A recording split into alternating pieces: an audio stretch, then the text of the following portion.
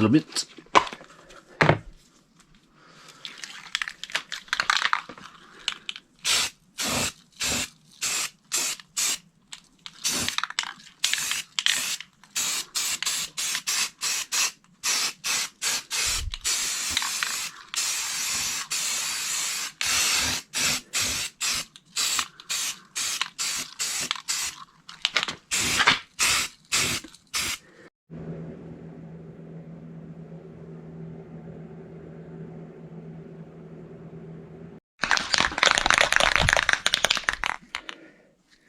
I think this is the original can I sprayed this with back in 2016. Let's see if it still works.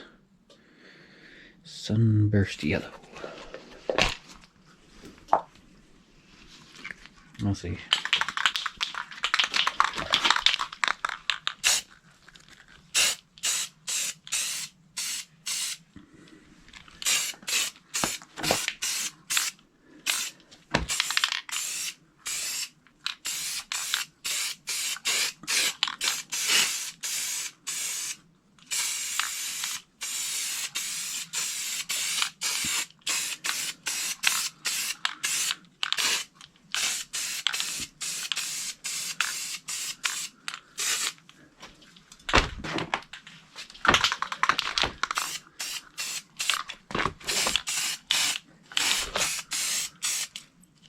Oh, there it goes. I knew it was going to do that at some point, if not right off the bat.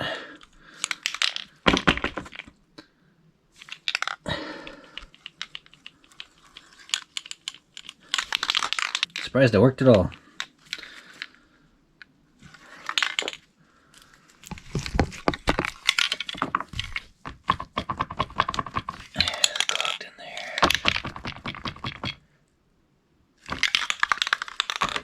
Try and open that up with a little piece of wire.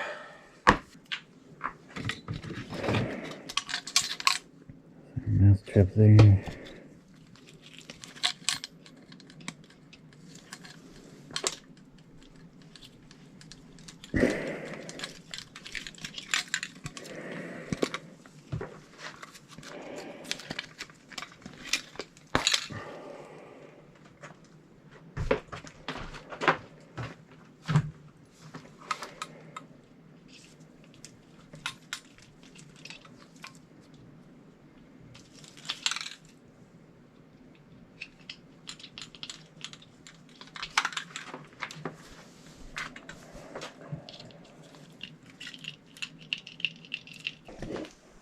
Alright, I dug at that until I ruined the valve, but it actually sprayed good enough that I could finish this top coat. I have another can of this, but it's up in storage and it's really cold, so I have to bring that down and heat it up. So yeah, it worked good. So I was able to, this is already warmed up in front of the heater. But yeah, I snipped this wire so it was sharp and just dug at it until it opened up, and it was spraying pretty deep. I had to hold it back maybe like 2 feet. But yeah, I was able to get that top coat. And I'll flip this over after it dries, and I'll warm up the other can in the meantime. So yeah, I just sprayed it out until it's done. I laid it on its side and let the gas. Oh, still got a little gas in there. Yeah, you can see the valve's not good anymore. But yeah, that kind of helped me use up some of this paint.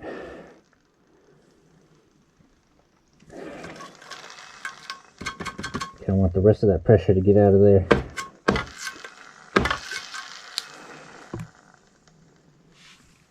Just put that right here.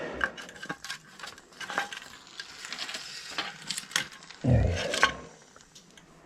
we go. I'd cut a hole in that later, and maybe, I don't know, put it in something to spray it with, or just use a brush. But that kind of worked. I don't even see any runs.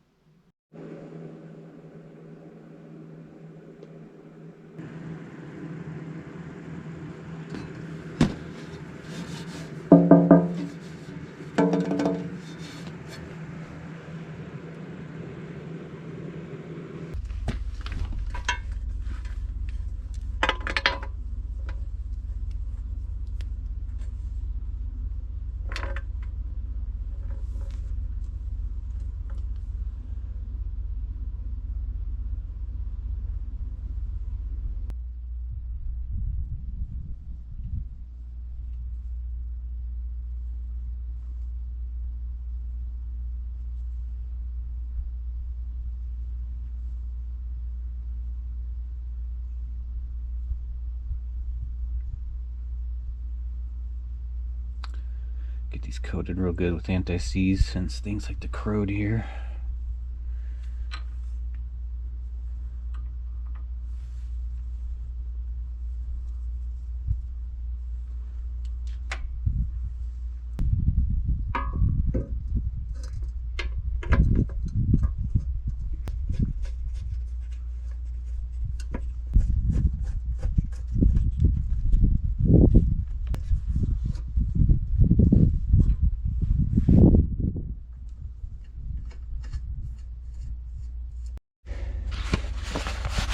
Got this really durable feeling foam, some shipping material.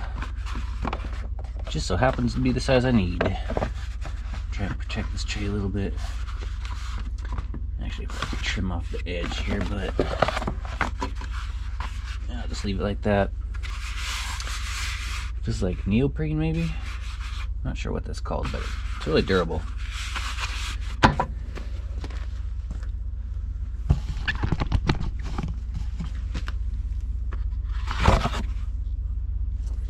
Alright, repainted. Last time I painted that was in 2016, I believe. Been some time. Nice to get that done.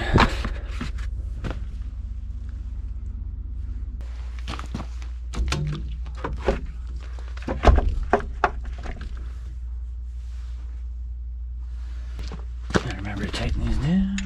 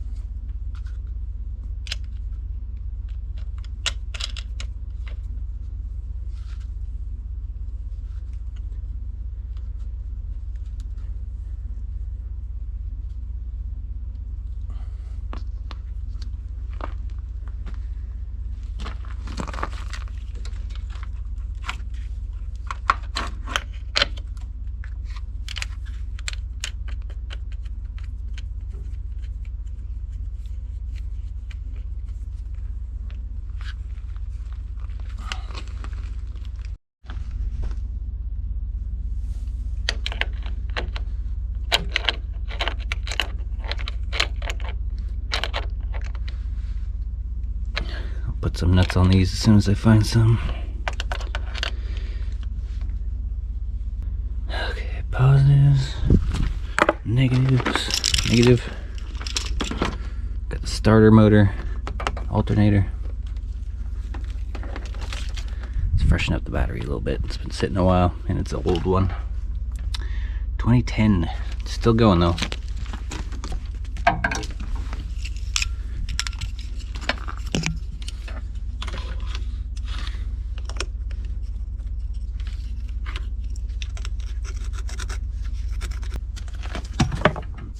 Volts it has.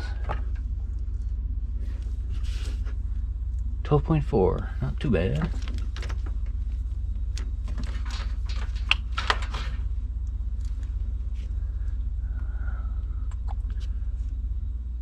Amp.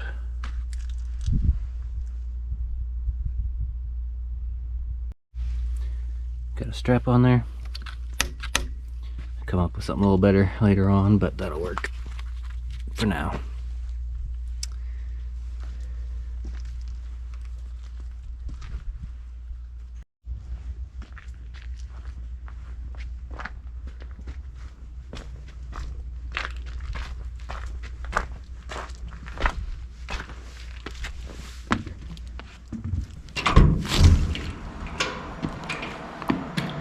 Spent about an hour cleaning up.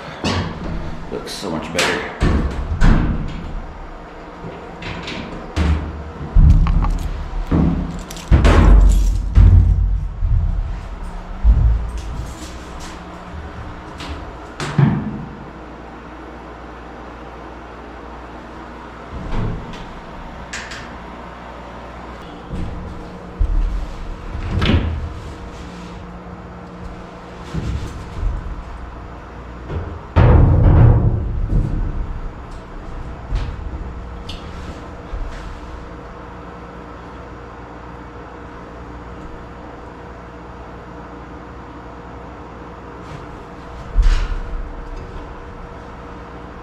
check on the belts. Check this engine oil.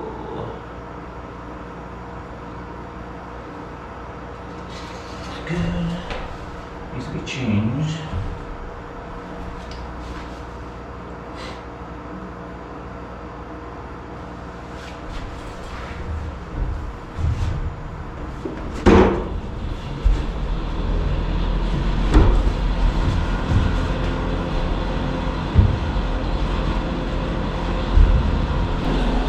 Let's flip on the power.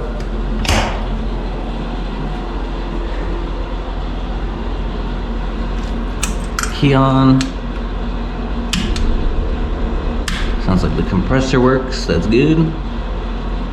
Ignition, fuel pump. Added the start button before I had a key that had a start position. So, might remove this later, but also might keep it, I don't know.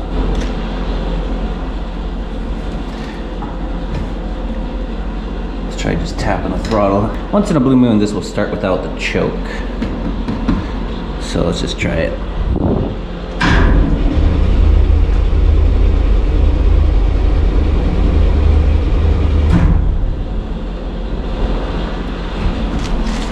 Okay, now go.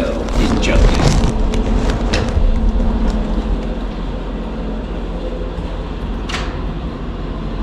Oops.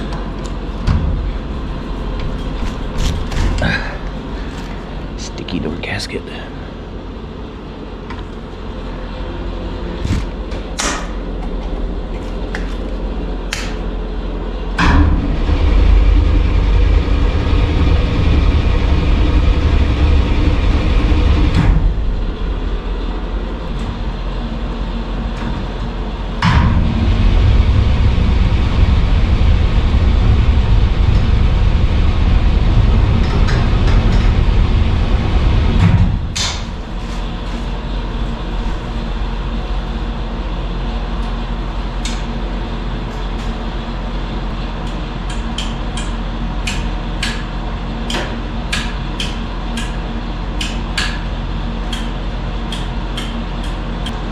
Feel the relays clicking. Look at the multimeter. Seems like this breaker might be bad. That one's got power. That one's got power.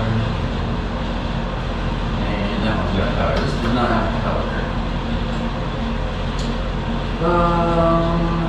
Let's go see if I have another breaker somewhere. Turn that off. Swap out that.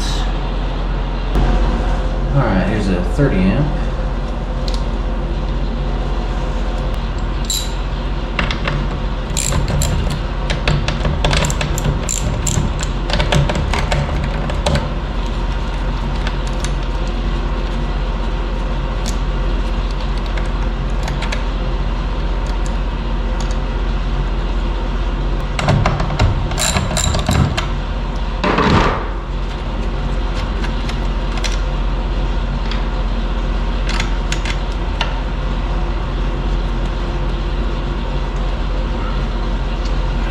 This top rail, yeah. Oh look, little button poking up.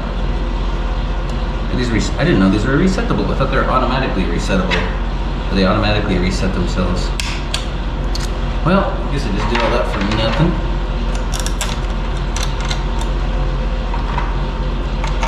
Wonder what popped it though.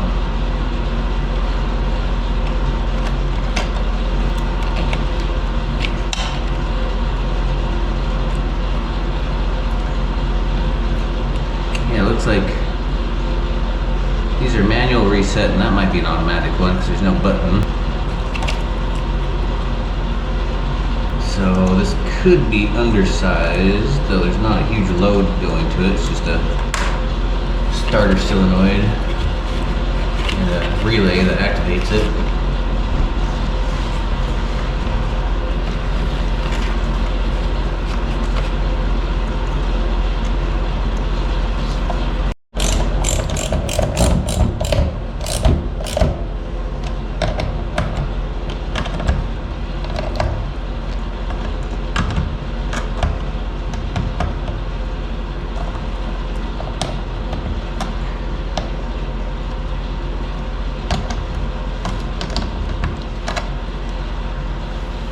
Okay, let's see if that pops again. Hopefully not. Yeah, that's interesting. I've only ever seen these as a automatic reset, but these have little reset buttons on them. That's good to know. Never had to reset one until now. That would explain why the starter switch position isn't working over here. This cheap starter key actually likes to rotate. So I think I will just continue to use the button and save the wear and tear on this thing.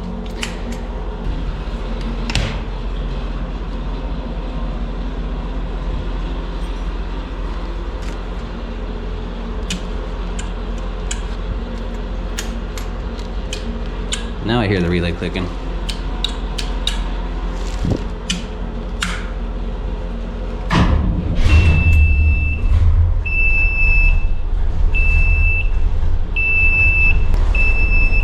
Running no choke. Low oil pressure's going off. Wonder if that's just a false alarm or...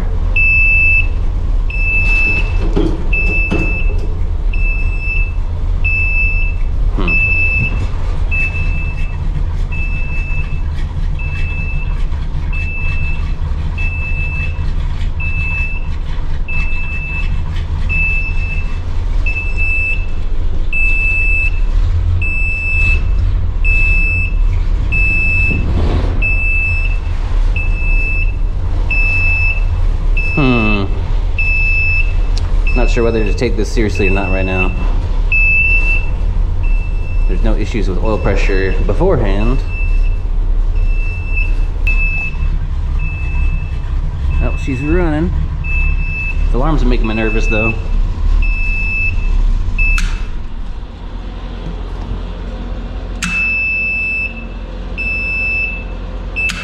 I'm gonna try disconnecting this brake sensor. Got the brake sensor also grounded through this. This is connected to positive, so this alarm gets grounded either through the oil pressure switch. Wait a minute. How does the oil pressure switch work? The oil pressure switch is normally open. I forgot. I did this wrong. This alarm is going to go off whenever there is oil pressure. That's right, because the switch was tied in series with the fuel pump. So if there's no oil pressure, it would disconnect the fuel pump, even though that didn't do anything. That's why I connected it to an alarm. But I forgot, that is a normally open switch, the oil pressure switch. So when oil pressure is applied, the switch closes. So I will need to add a relay to make that work the way I want it to.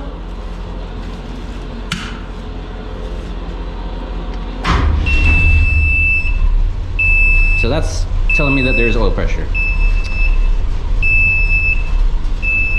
That's why it wasn't going off at first.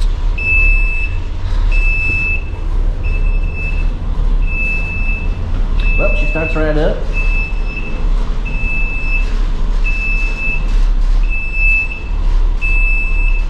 Running low because I got the choke off and the,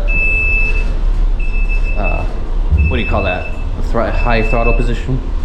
It's not locked, which is fine. I need a screwdriver. Because that's going to make me insane.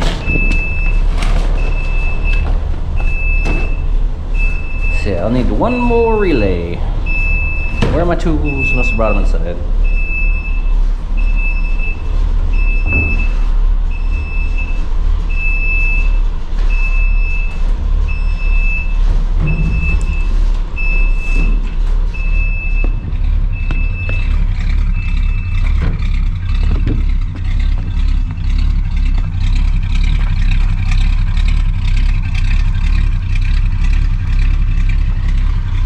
She's a running.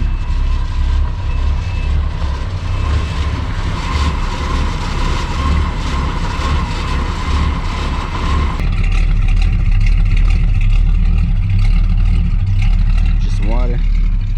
Condensation. Where are my tools? They must be in here. Badges, stop screaming at me.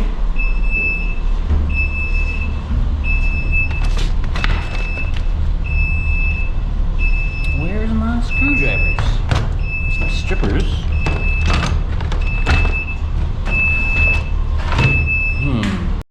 Back in my tool bag where they belong. Okay, let's just leave that unhooked for now. This brakes. I'm hoping this is a fluid sensor. I tested it. There's no connection. There's no connection to that, so I'm pretty sure that gets grounded if there's no fluid. Then it activates the switch. So yeah, that doesn't go off.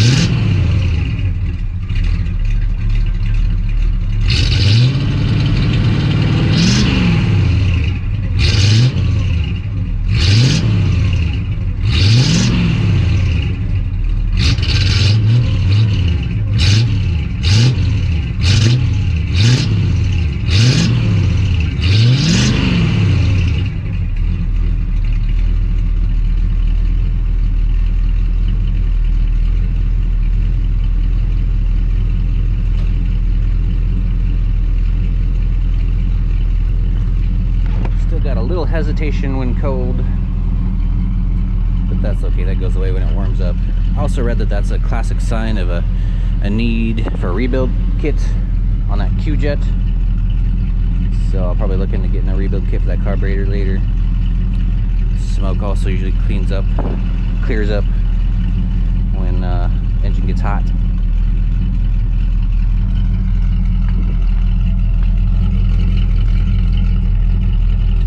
Moisture coming out. I think I need to do a compression test on this at some point. She seems to eat up a lot of oil. Maybe not a lot, but a little bit more than what Rusty does. Oil gets dirty quick. Maybe that's just how it is. Somebody's told me that before. That these 454s just eat oil, and she runs good, so I guess I don't need to worry about it just yet.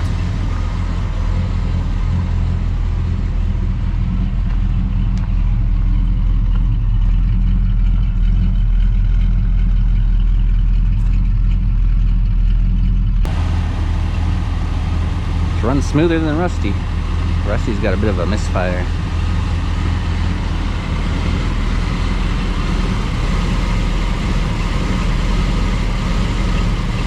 There's a little hiccup in this engine, but I don't think that's a misfire. I think that's maybe just the carburetor.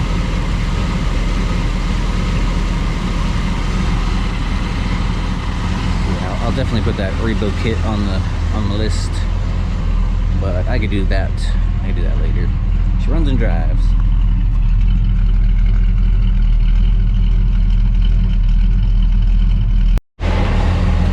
Overflow's dripping.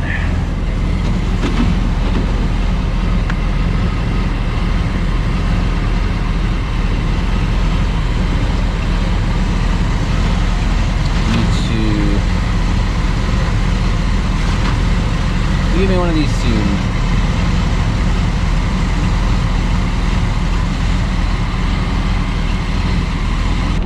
Let's do a check on the transmission fluid.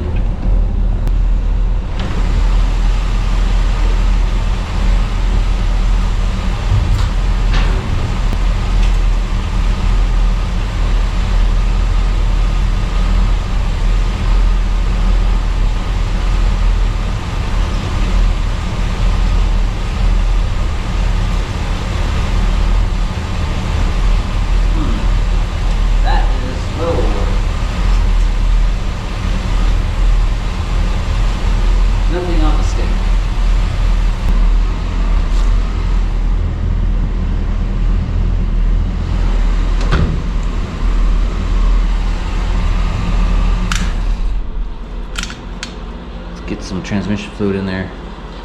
Oh, I hope that didn't all leak out because of the speed sensor or the cable or the speedometer cable connects to the transmission. Had a little drip there. I noticed. So it is a leak in there. Hopefully it's not leaking that bad.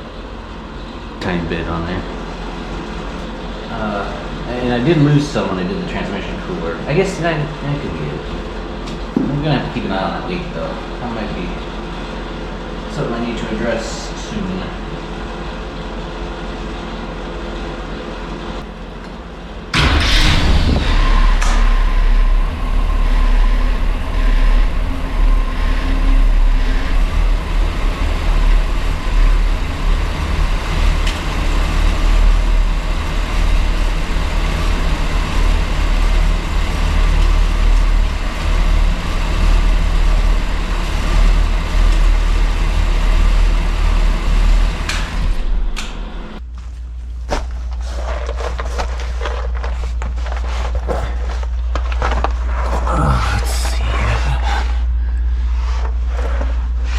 Leaking from right here, this mess.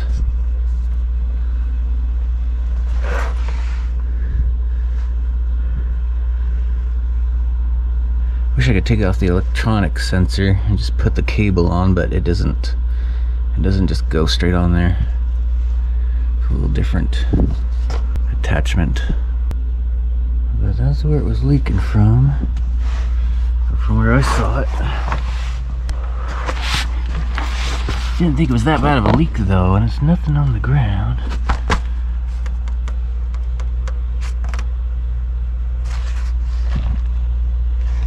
And it shouldn't leak out all the fluid either because the pan is lower than that connection right there. So maybe, I don't know.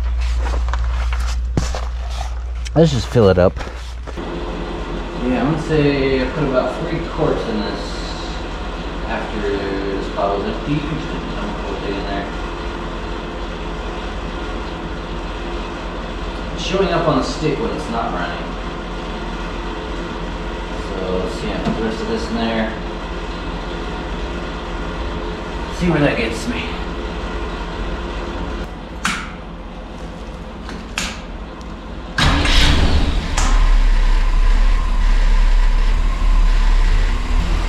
Alright, it's finally starting to show up. I think you need about 1 more quart.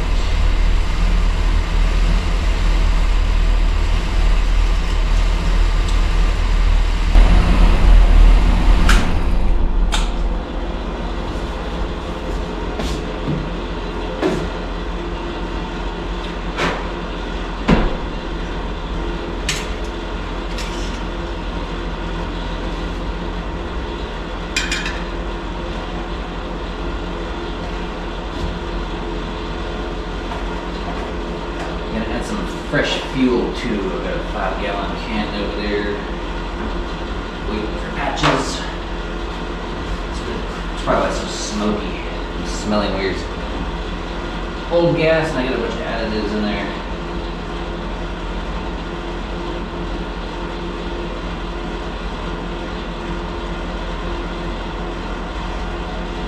Let's try that.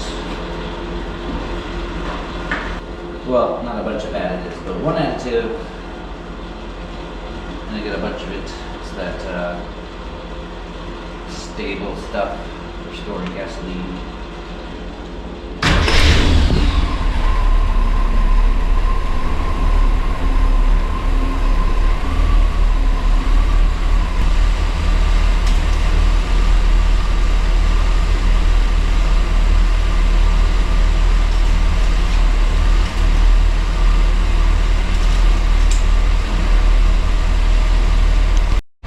See if I got my wipers set up right.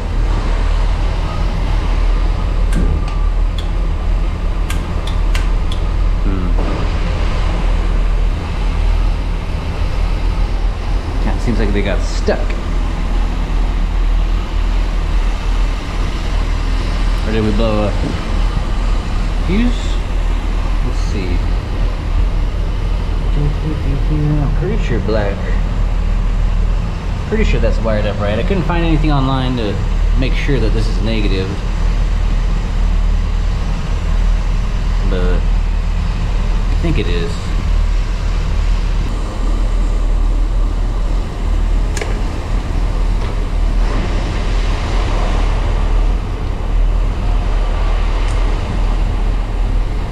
Yeah, blew that.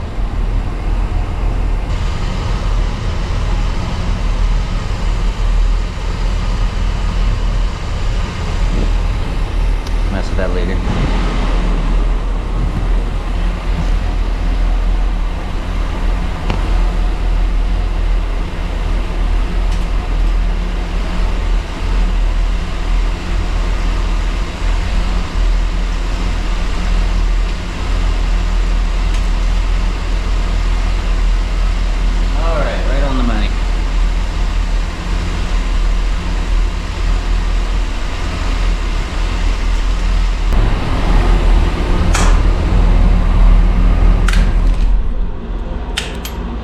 Could just tie these to the switch, but I like being able to turn on accessory without running the fuel pump or the ignition for that matter. This probably doesn't pull much of a charge until it's actually throwing sparks, but yeah, this way I can just turn on some accessory stuff. What is accessory hooked up to? Accessory relay.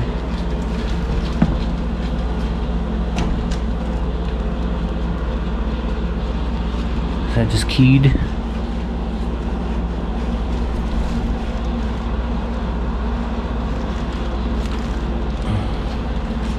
Accessory, yeah, so the accessories come on with the key. So I could turn on like radio, not have to worry about running other things. Dang it, I had a feeling this is maybe hooked up backwards, so that's handy, I like that. Well, there's an H and an L there. That's kind of what I was thinking, high and low. That says P. Alright, I got the polarities reversed. Positive on the negative. What I thought was the negative on the positive. Now the light's staying on though, no matter what position the switch is in. So I might be trying to rotate, it might be in that spot where it's trying to rotate itself around to its resting position. Let's find out. Put the fuse in, see if it blows. Oh, yeah, all right. It's kind of weird, but why isn't it working? Blow again? No?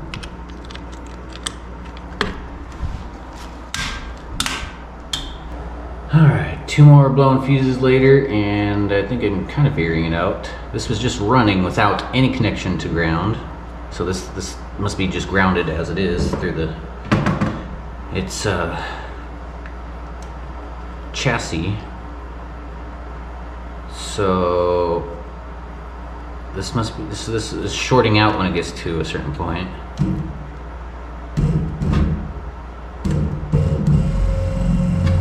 Yeah, no negative.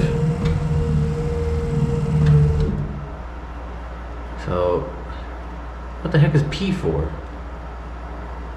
The black wire, what is P for? So that's shorting out through ground. That's high.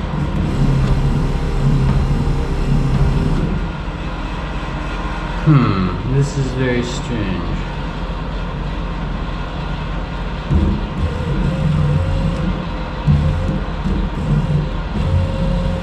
High, low.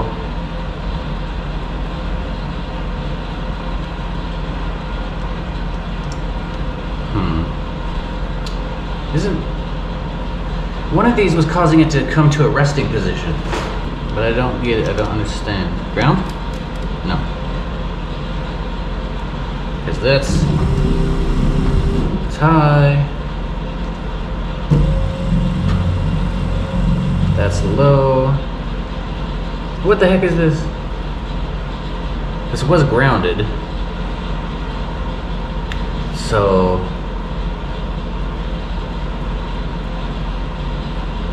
it's like this is somehow the reset wire. Oh, there it goes. And there it goes. Okay, so there it's reset. Low. Reset. Sweet! It never did that. It never had a reset position before because they just had these 2 wires wired up. This was not used. I don't know where this wire was, but I pulled it out and assumed that that was ground. So these are all positives. Low, high, and P for park. wiper park, but that's sweet. So now I can, how would I do that? I guess I'd use a relay, another relay for like a normally, this would be normally closed with the relay powered off. And then relay powered on would be this or this, and then relay powered off would normally close and then reset. Okay, so yeah, this will be, these are positives, but I need to just do red or green. And this will have to go to a relay, normally closed. Okay. Okay, so I think I'll need a couple diodes. We'll do 2 diodes. Diode 1 will send power from high. Diode 2 will send power from low, and they won't send power from one side to the other on the switch, so it doesn't mess with the high or low. It will either be high or low, and then power will come from these to the relay. So that will power the relay, and that will power the relay. Interesting how this has got to work. Is that how they did it? This is just how I'm figuring it out. They probably had something else going on. So if this is powered, the relay will disconnect to black. And if this is off, then the relay will connect to black and reset it. Let's go ahead and get this done before I forget. Some fresh fuel for my fresh new patches.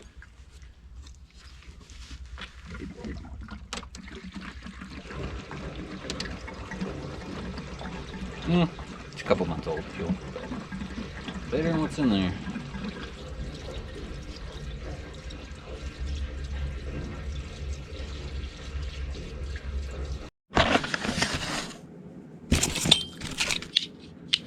Alright, I got a couple 1N4001 diodes here. We will tie these, both the cathode sides of the diodes will go to the relay. Anode sides will go off to each positive on the wiper motor, or the wiper switch. Outputs on the wiper switch, so either high or low will send a positive to the relay activating it, and the diodes will prevent any reverse voltage from going back the other direction.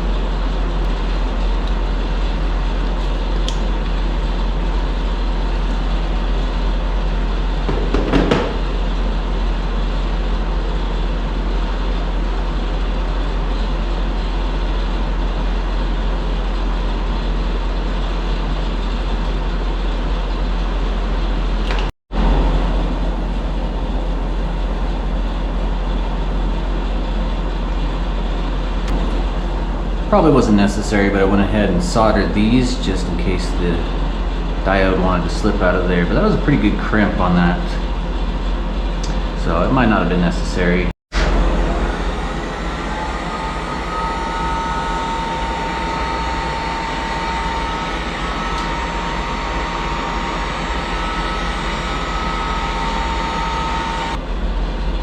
Actually, I think that'll work just like that. I like it.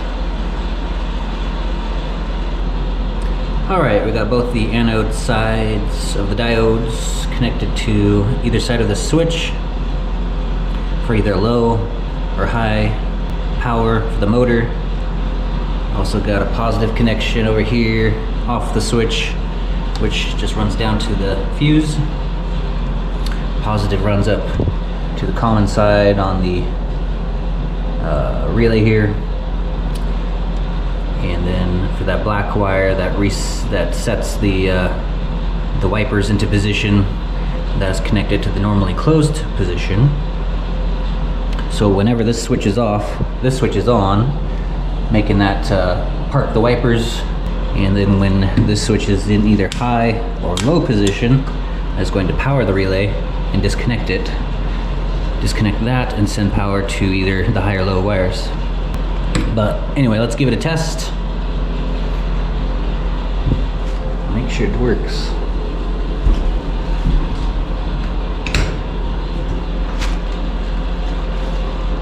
So low.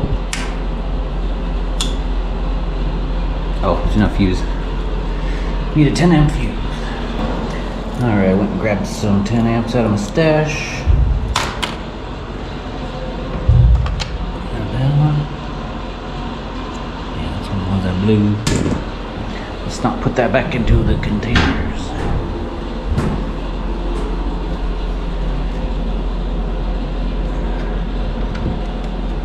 Okay. 10 amp in. High. See if it resets. It did. There's low. That's sounding freaking weird though.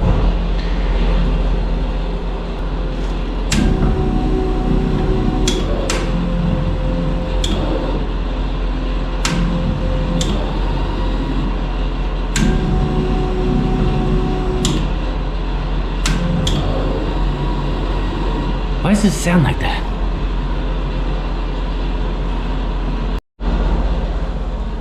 Alright, got the relay for the wiper motor reset, or wiper park. And we got the relay to activate the alarm here on the dash. It's got a common connection to ground. Normally closed to position is connected to this side of the buzzer, so that wire will connect to ground when this is activated. Also that brake fluid level sensor, I'm calling it. I'm really not sure what it is, but I have a feeling it's got to be something for that. There's probably a little float in there or something, I would assume. I'm not too sure. But anyway, a couple of negatives. One activated by a sensor on the brake, on a brake manifold, or a brake, a little plumbing connection. And then we got positive on this side, which goes to the ignition switch. So the oil pressure switch turns on, or connects to ground when there is oil pressure. So when that's got oil pressure, this is on, opening the normally closed position, keeping the buzzer off. And it should work. Let's give it a quick test. And yeah, I am making a lot of parasitic draws on the electrical system by a couple of relays that stay on, like the wiper motor and this one, a couple right there, but radio draws power too while it's off. That's why I got the big switch there. I'm not too worried about it.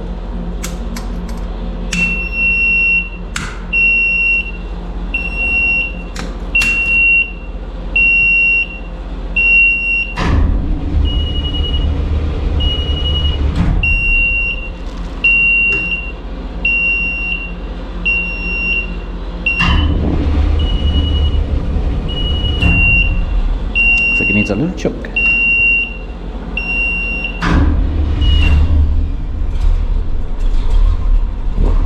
There we go, oil pressure.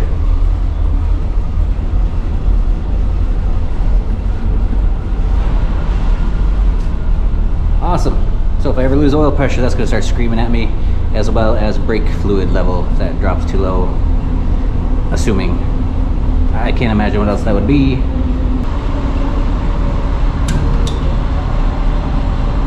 Alright, we're getting there. Next up, I'm gonna test some turn signals.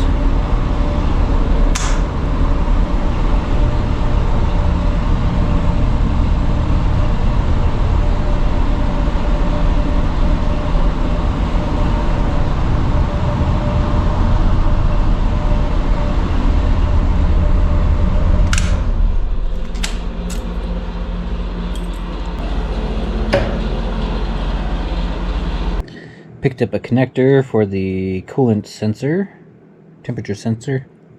Had to Look it up for a 89 to 92 TPI Camaro Firebird temperature switch pigtail. It's kind of expensive too, I think, from what I remember. I can't remember exactly what the price was. Got it on eBay, but that was kind of hard to find. Alright, I shoved a little green wire in here. Let's hopefully... yeah, there it is. Let's try and grab it.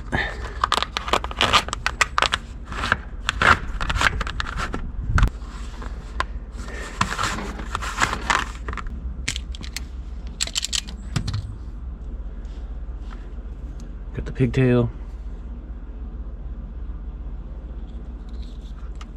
Heat shrink.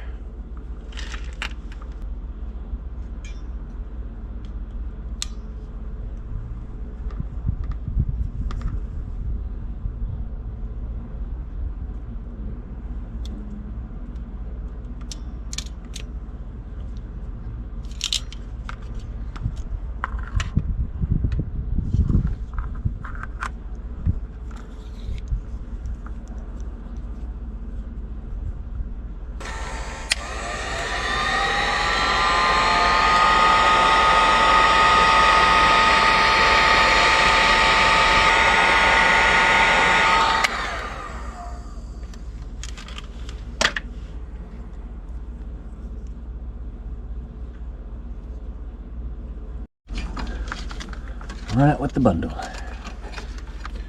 Probably need to pull some wire back up in there. I think I pulled out too much.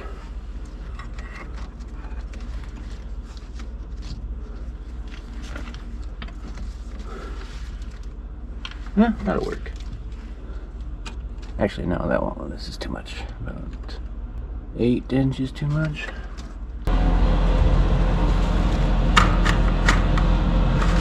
Pull about 8 inches. Let's pull a little more. I can always pull it back down. Tuck this in with the rest of the loom, or the harness inside the loom.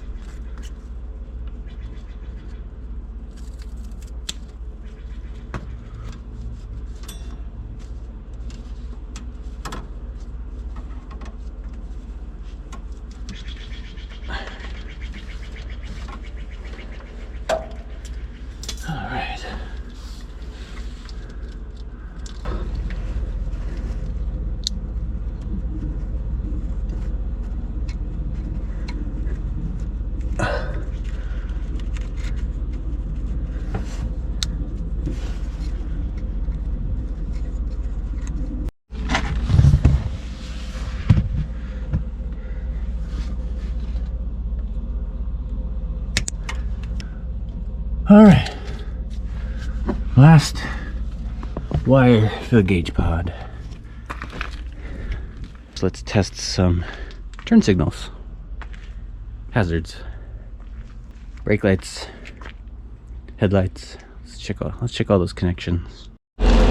Just got two 2 1/8 inch holes drilled for these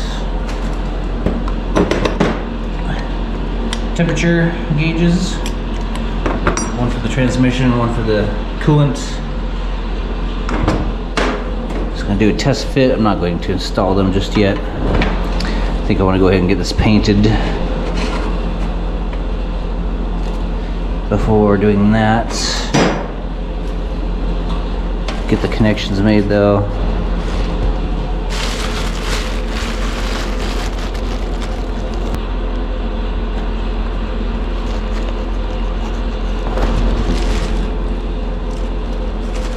I like it. Looks cool. Got plenty of room for the brackets.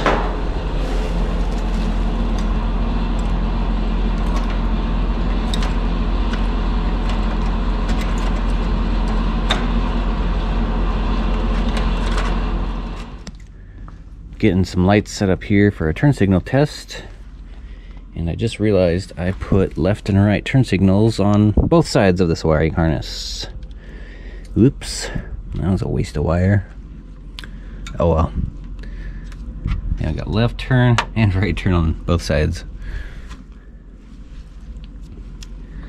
That's alright, I'll just snip off the ends and it could be a backup connection, I suppose, if I'll never need that, but that's fine. It's not too much wire. Let's find a ground here. Alright, some incandescent bulbs to put a bit of a load on that relay, or the flasher. So it works.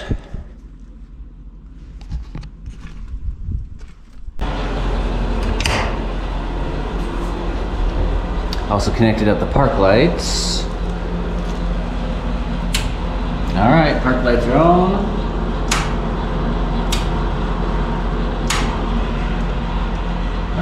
Okay then. Left turn. Right turn, I like it.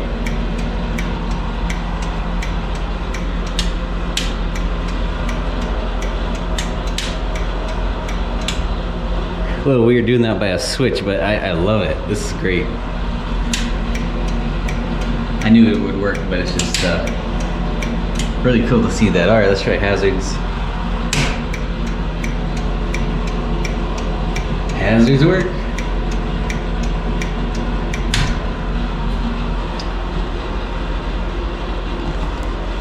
Alright, happy to see that working. Park lights are working. I can just use a multimeter on the low beams and high beams. I could just use them on the park lights too, but I figured I might as well hook them up. Freaking awesome. I'll go attach these to the back now and just double check on those. Park lights.